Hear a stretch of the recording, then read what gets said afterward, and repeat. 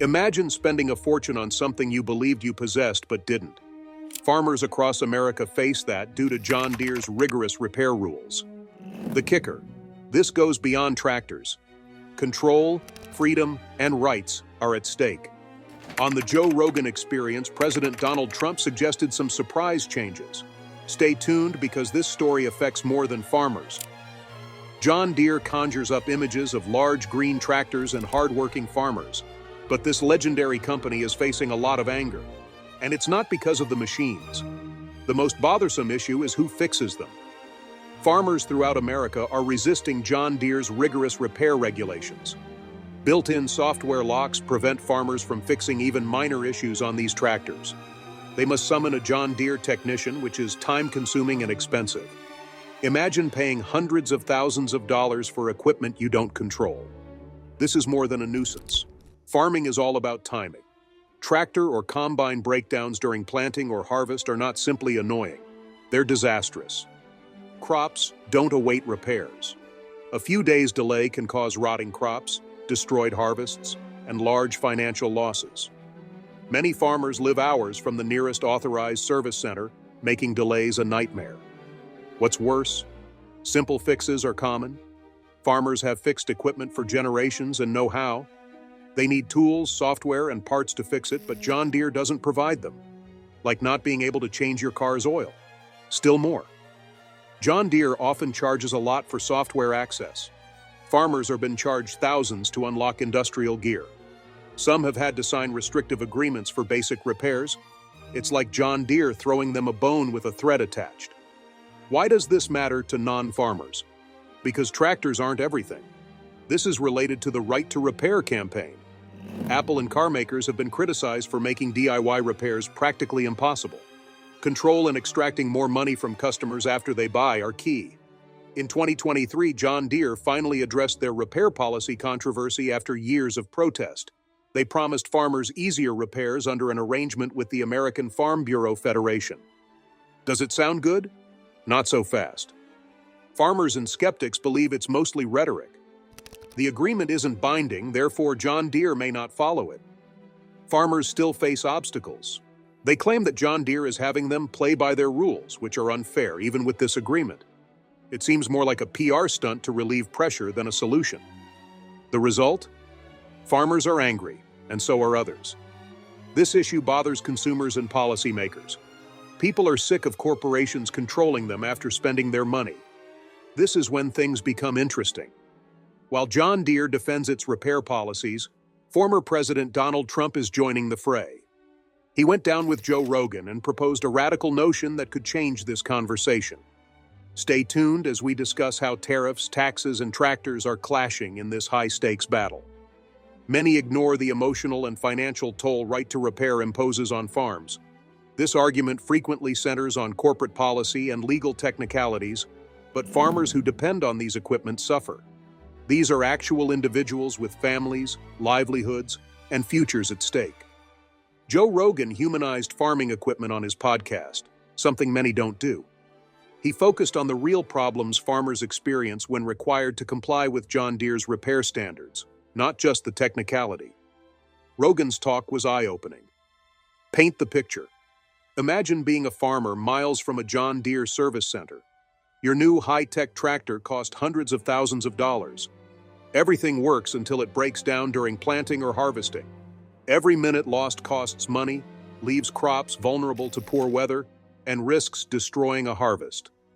Farmers understand that every hour matters. This might mean the difference between a good season and financial ruin. Imagine what happens next. You know what's wrong with the tractor. You've used the gear for years. Your skills allow you to fix it. You can't. Why? Because John Deere's repair policies prevent you from getting the software, parts, or tools you require. You must wait for an authorized John Deere technician, who may take hours. That delay may take days.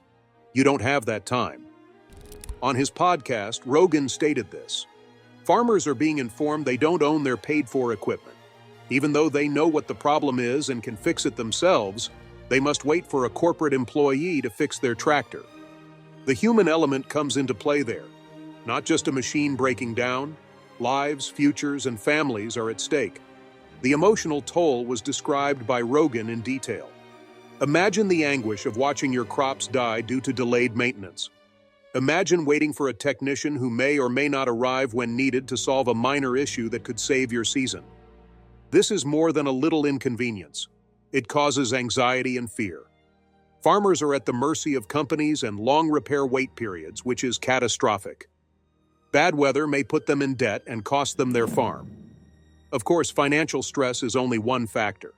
These farmers are struggling due to maintenance delays and exorbitant expenses, making it even difficult to accept.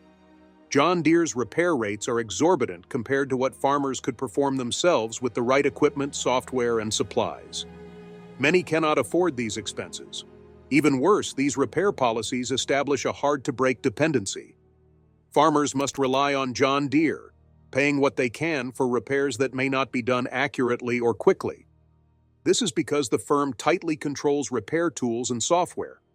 Farmers can't fix their equipment, can't afford maintenance, and can't escape John Deere's monopoly. Rogan is highlighting this truth. He's not just criticizing a company's policy, he's sticking up for the marginalized. Farmers are outraged and desperate. The freedom to control their property. They want urgent machine repairs without waiting or paying expensive rates. For Rogan, this isn't about inconvenience, it's about freedom, the freedom to use your purchased items. Parallels with other industries are crucial here. Rogan compared John Deere's smartphone strategy to Apple's. Apple is notoriously tough to fix phones or get parts and tools without their approved channels. Many firms employ this method to keep control, but it affects consumers. Like John Deere, people are cornered and unable to make commercial or personal decisions. So when Rogan discusses this subject, he's not simply representing farmers. He's addressing all consumers who felt like they don't own their purchases. He says, this could happen to you. And if John Deere gets away with it, why can't other companies? What if automakers locked off repairs or charged exorbitant fees? This fight, according to Rogan, is about more than tractors. It's about defending consumer rights for farmers, drivers, and everyone with a breakable item. Farmers' social media posts show that this isn't only about equipment. Control and resisting large businesses that think they can govern are key. Their livelihoods are damaged. That stress is real. Fighting for their right to repair is a fight for everyone. The Right to Repair initiative needs Rogan's cooperation. The topic is no longer marginal, and lawmakers are under pressure to act. Will it change things? Does John Deere have to concede? This shows that Joe Rogan isn't simply talking about John Deere's maintenance policy, but about companies expanding power and control over customers. Rogan is linking this issue to how corporate giants affect all of us, not just farmers. Rogan likens John Deere's control over farming equipment to Apple's overphones. Companies have made it harder for users to fix their own items. Consider your smartphone. How often have you paid an outrageous sum to fix something simple? Perhaps the corporation prevented you from fixing your car yourself, so you had a certified mechanic do it. Rogan claims this is a power move, not just inconvenient. These firms want us to lose ownership sovereignty. They want us to be trapped into their system, where they decide what's legal, possible, and most crucially profitable. Not only does John Deere seek to keep its repair monopoly, but this practice is spreading throughout industries. Corporations are slowly taking away our rights to maintain our farm equipment, iPhones, and cars. It's not just a minor nuisance, it threatens consumer freedoms. Fixing things isn't enough. You need to make decisions about your property and livelihood. This is a debate that goes beyond one company's policy, according to Rogan. It's about fighting for our right to use items without corporate control. He's right. The longer we let monopolies grow, the more they rule us. They control our ability to fix, maintain, and own our purchases. Rogan's backing has fueled the Right to Repair campaign, which goes beyond tractors to challenge companies, making sure we own what we buy. We fight for consumer rights by supporting Right to Repair. More than defending farmers' livelihoods, the campaign protects consumer freedom. As Rogan raises these topics, he urges us to grasp the stakes. He speaks for those of us who have been stuck with a defective product and unable to fix it without paying a fortune. If these firms win, more restrictive policies may follow. What if car repairs are restricted? What if they outlaw device part replacement? If we don't fight back now, it may be too late. We can see Rogan's influence growing as this movement grows. The issue is drawing attention from consumers and policymakers. Will this pressure be enough to modify John Deere's monopolistic policies, or will they continue? In the end, this war is about more than tractors, cell phones, and vehicles. We must defend our consumer rights and fight businesses who think they can control everything. According to Rogan, if farmers can be targeted, so can anyone. We cannot allow that. What's next? Can John Deere and others be compelled to change? What does this mean for everyone, not just farmers? Accountability is crucial here. John Deere inked an MOU with the American Farm Bureau Federation to relax repair limitations, but it's not a panacea. The corporation has not been legally required to keep these promises. A firm can make promises on paper, but farmers and consumers are wary until laws are passed to enforce them. John Deere has reacted defensively to the reaction. The company claims its repair policies ensure safety and reliability. They say monitoring repairs ensures their equipment operates properly and prevents difficulties from unqualified staff experimenting. Is this about safety or sustaining a repair monopoly and large profits? This business defense doesn't convince Joe Rogan. He sees it as a money-making plan that hurts their most vulnerable customers. It's not just farmers who notice. The Right to Repair campaign goes beyond agriculture. Consumers throughout the world are realizing this affects more than farm equipment. Watch the smartphone, vehicle, and home appliance industries as more firms limit our ability to fix what we buy. As Rogan notes, if John Deere can dominate farmers this way, other industries will too. Imagine a world where you had to take your automobile to the dealership for repairs, or pay expensive rates to fix a phone screen. This fight is crucial because the thought is unsettling. This is especially important because most consumers are unaware of these concerns until they experience them. John Deere, Apple, and others gamble we won't fight back and accept the status quo. With influencers like Joe Rogan raising awareness, more people are demanding real change. Petition signatures and public uproar show this problem has resonated. Politicians are also participating. In recent months, lawmakers have been pressured to implement right-to-repair laws to help consumers restore their own devices. Simply said, you should be able to repair something you buy without spending a fortune or relying on the maker, to give consumers control over their property.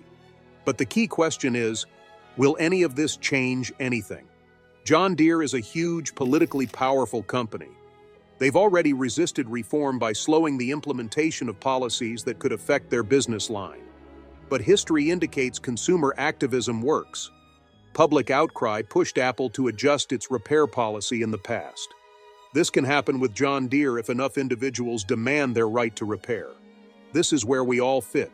Farmers and consumers alike are affected by this issue. Rogan stated, "If we let firms like John Deere restrict our capacity to repair our purchases, we give them control over our life."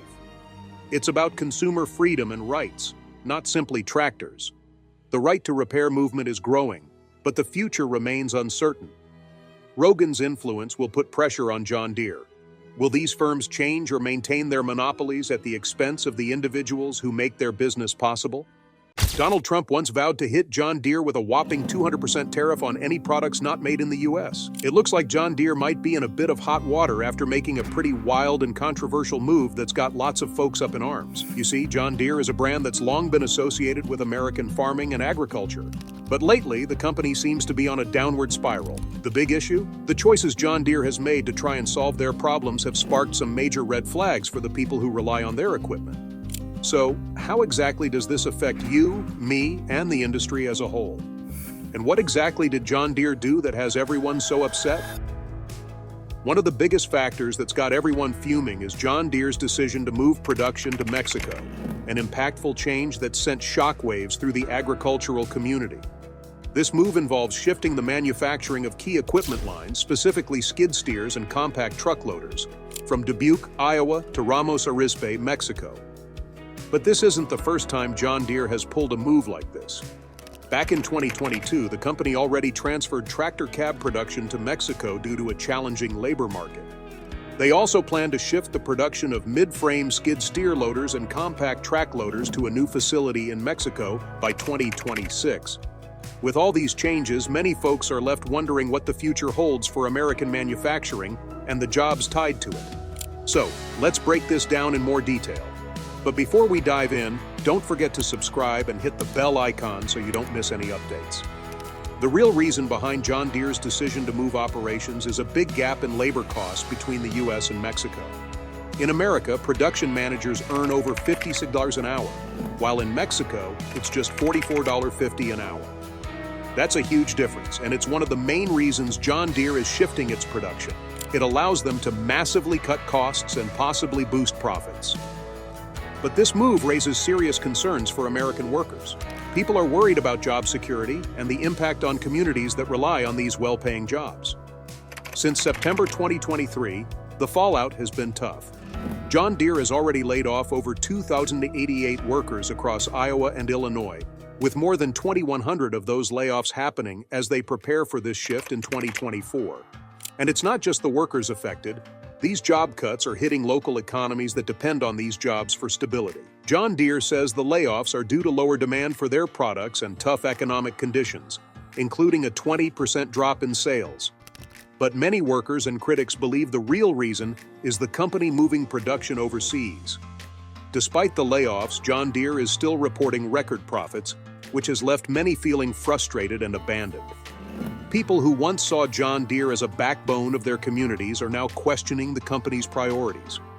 And if that wasn't enough, John Deere has introduced software locks on its machinery, making it impossible for farmers to repair their own equipment. Now, they're stuck relying on authorized John Deere dealers for repairs, which means giving up the independence they once had when it came to maintaining their gear. The financial side of John Deere's new strategy is worth paying attention to. It turns out that their parts and services division is much more profitable than selling new equipment. Some say it's 3 to 6 times more profitable. Critics argue that by locking down repairs with software, John Deere is basically creating a monopoly on repair services. This leaves farmers stuck paying whatever dealers want to charge, which can get pretty expensive. This move has really undermined the independence of farmers, raising some serious ethical questions about corporate priorities, especially when it feels like profit is coming before customer service and accessibility. For farmers, the effects of these changes are huge. Many are now facing sky-high repair bills and long delays in getting authorized technicians to fix their equipment. These delays can be a nightmare, especially when time is of the essence during peak farming seasons. Take one farmer's experience, for example. He lost 2.5 days of productivity just waiting for a dealer to fix a computer issue with his equipment. Stories like this show how reliant farming is becoming on complicated technology. Farmers who once fixed their own machines are now finding it tougher to manage or repair them without outside help. As technology gets more and more embedded in farming, concerns are growing about how much control farmers are losing over their own equipment. The worry is real, as tractors turn into high-tech machines controlled by complex software rather than basic mechanical systems. Farmers can't help but wonder if they're losing their ability to maintain their equipment independently, without relying on outside experts. So what's the real impact of all of this? The drama surrounding John Deere's decision to move part of its production to Mexico has stirred up some serious political heat. Big names, including former President Donald Trump, have jumped into the fray, and let's just say, he's not holding back. In typical Trump fashion, he's made a bold statement. If John Deere follows through with its plan to move jobs south of the border, he's ready to slap a massive 200% tariff on all their products. Now picture this. A tractor that normally costs $100,000 could suddenly cost $300,000 thanks to this tariff. That's a game changer for the agricultural industry and many other sectors as well. During a policy roundtable in Pennsylvania, Trump accused John Deere of hurting American farmers and the U.S. manufacturing industry by shifting jobs to Mexico. But this isn't just Trump throwing a political tantrum. His message ties directly into his America First agenda, which is all about protecting American jobs and industries from the dangers of outsourcing. Trump's warning is loud and clear. If John Deere goes ahead with their plans, they might face huge financial losses, and it could seriously hurt their ability to compete in the U.S. market. John Deere, though, is standing their ground. While they've acknowledged the potential fallout from Trump's threat, they insist their decision is based on economic necessity, not political pressure. The company also points to their ongoing commitment to American manufacturing, with around 30,000 employees working across 60 facilities in the U.S. The whole tariff threat comes with a pretty complicated mix of global trade issues and local economic struggles. Trump's approach to this situation is classic. He's using tariffs as a way to protect the U.S. economy, which has been a big part of his political style. But experts warn that slapping these kinds of tariffs could backfire, especially hurting American farmers who rely on reasonably priced equipment. If these tariffs kick in, they could end up giving foreign companies an edge while pushing up costs for domestic customers who just want affordable options. Adding fuel to the fire is Senator Elizabeth Warren, who has been very vocal about her concerns with John Deere's business practices. She called them out for not supporting the right to repair, accusing the company of making it harder for farmers to fix their own equipment. She even argues that John Deere's actions could violate the Clean Air Act by blocking essential repairs on emission systems. Warren's criticism echoes the growing frustration many farmers feel. They're increasingly up against giant corporations like John Deere that they believe care more about profits than supporting their customers and communities. Her concerns hit home for a lot of folks in rural America, where the right to repair is seen as crucial for maintaining independence on the farm. By withholding important repair info and tools, John Deere is seen as making repairs not just expensive but also a massive headache. This reality only adds to the financial strain farmers are already under, as they struggle to keep their equipment running without burning a hole in their wallets. The debate over Trump's tariff threat has sparked a wide range of opinions across the political spectrum. Supporters of the tariffs argue that they're essential for protecting American jobs and keeping companies like John Deere focused on domestic production. They see Trump's stance as a proactive move to stop outsourcing, which they believe could harm workers in manufacturing industries. On the other side, critics, including billionaire Mark Cuban, warn that such tariffs might backfire and actually hurt American businesses and consumers. Cuban points out that higher tariffs could make it easier for foreign competitors to swoop in and take market share from companies like John Deere. He calls Trump's strategy insane, stressing that it could push prices higher for consumers without solving the real issues facing American manufacturing. But what does all this mean for farming? Let's break it down. The right to repair movement is gaining serious momentum, fueled by John Deere's recent actions, which have sparked an urgent demand for more consumer rights in the agricultural world. This isn't just about fixing broken machines, it's about something bigger. Farmers desire to have control and independence over the tools they rely on to make a living. Imagine not being able to repair or modify your equipment when you need to. This is a major frustration for many, and it's seen as a direct attack on their freedom to operate their businesses as they see fit. As technology and corporate control continue to shape the industry, farmers aren't just sitting back and letting this happen. They're stepping up in new ways to claim their right to repair. Frustration has reached a boiling point with John Deere's restrictive policies, which are blocking farmers' access to essential software and tools needed for repairs.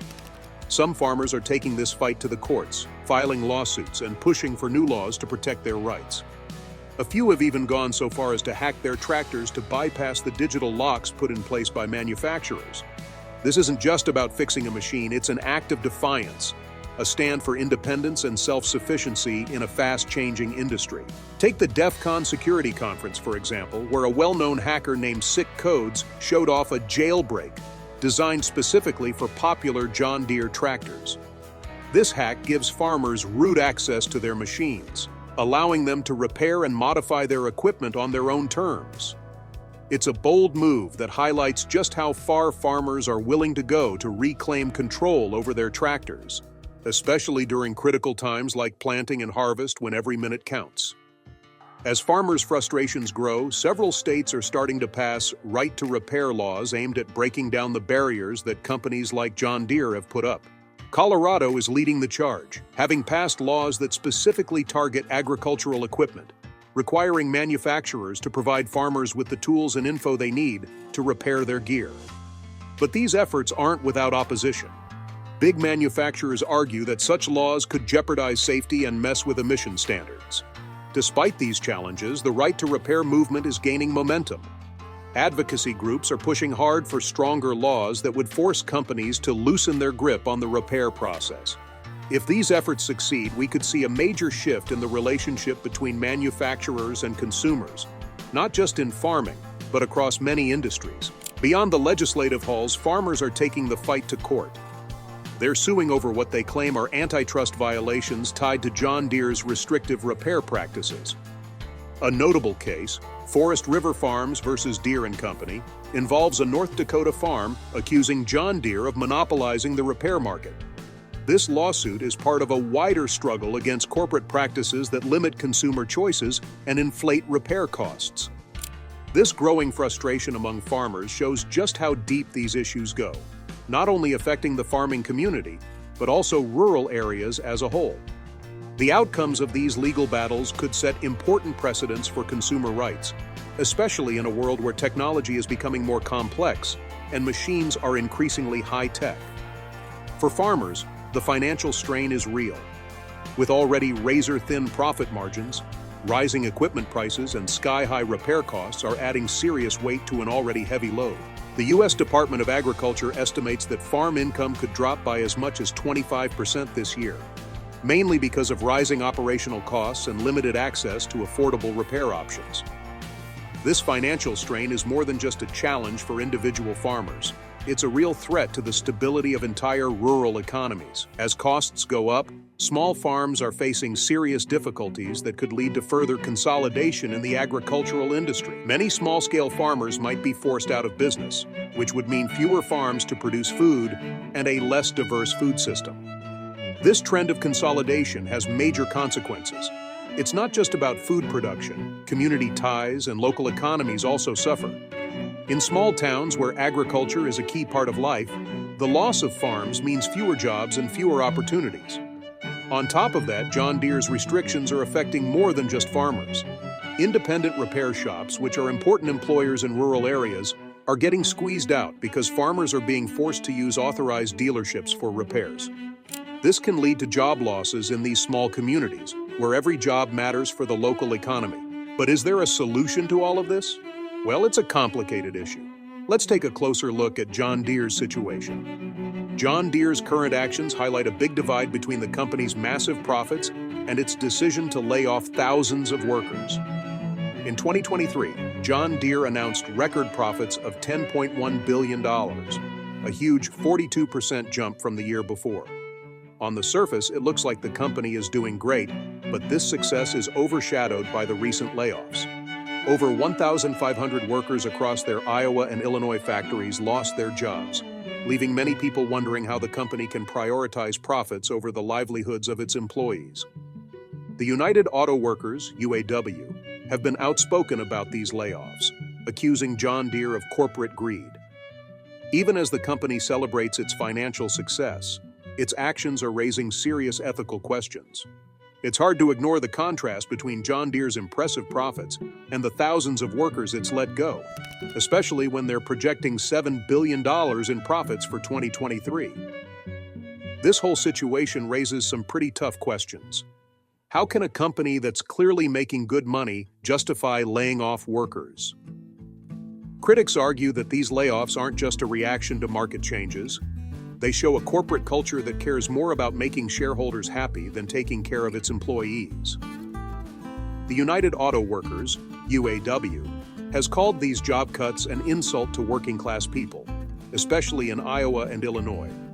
They also point out that it makes no sense for a financially strong company like John Deere to outsource jobs to countries with cheaper labor when they're already doing so well. When viewed from the perspective of the union, their dissatisfaction is very natural. They are concerned not only about the individuals who have lost their employment as a result of these layoffs, but also about the damage that will be done to the communities who are economically dependent on John Deere responsibilities. This already stressful position is made even more so by the enormous compensation package that was given to CEO John May. In 2023, his salary package increased to $26.7 million, which was an increase from the previous year's amount of $20.3 million. Especially considering that the company is downsizing its workforce at the moment, that is a significant increase in income. The notion of corporate greed is only fueled by this kind of compensation gap, which results in executives earning enormous rewards while normal people confront the possibility of losing their jobs. The statements made by the United Automobile People, UAW, illustrate this gap, as they argue that paying executives such a high salary is out of touch with the hardships of the people who have contributed to the success of the corporation. This widening difference raises some significant concerns regarding the responsibilities of corporations, particularly in a sector that is dependent on skilled laborers for the production of its goods. John Deere has spent more than $43 billion on stock buybacks over the previous 2 decades, including $7.2 billion in 2023 alone. This is in addition to all of the other things that have been mentioned. It is the stockholders and top executives who stand to benefit the most from this decision, not the workers or the farmers.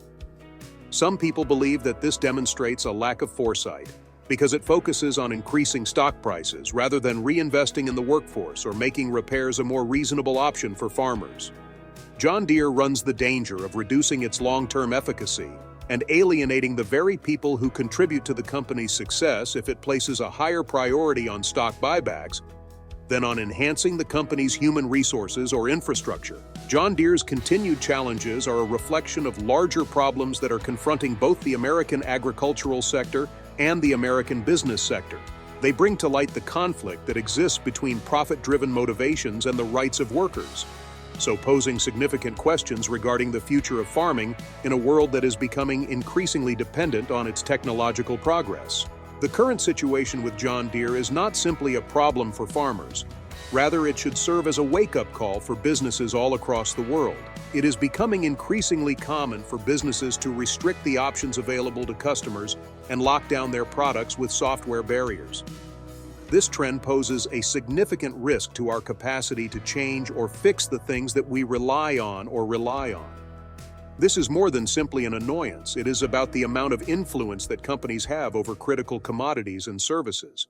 And it has the potential to generate problems that span across a variety of industries, including agriculture, technology, and even products that are used in the home.